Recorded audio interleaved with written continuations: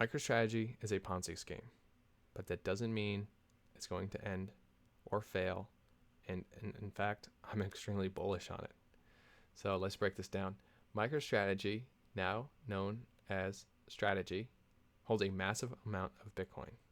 They use that Bitcoin as collateral to borrow more money from lenders. Lenders are okay with this because they believe that at any point, Michael Saylor can simply sell his Bitcoin to repay back the debt. So on paper, it looks safe. But here's a twist. Michael Saylor and MicroStrategy have no intention of selling their Bitcoin.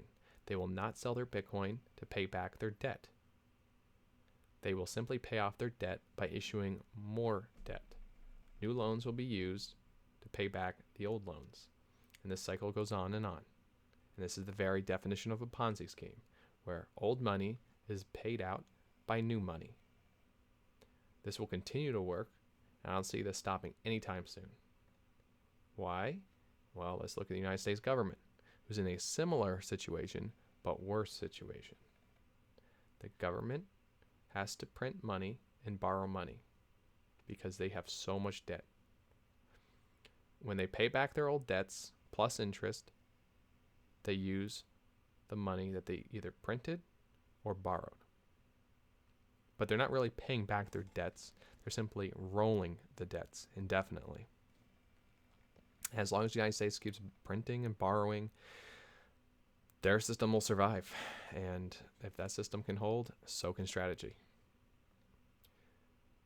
As the government inflates the currency, the value of hard assets like Bitcoin will continue to rise.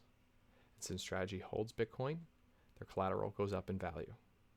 This lets them borrow more money to buy more Bitcoin and keep the cycle going. The only real threat would be a hard default by the United States, a scenario where the government tells the lenders, we can't pay you back. And this would lead to a complete global financial crisis. And quite frankly, it won't be allowed to happen.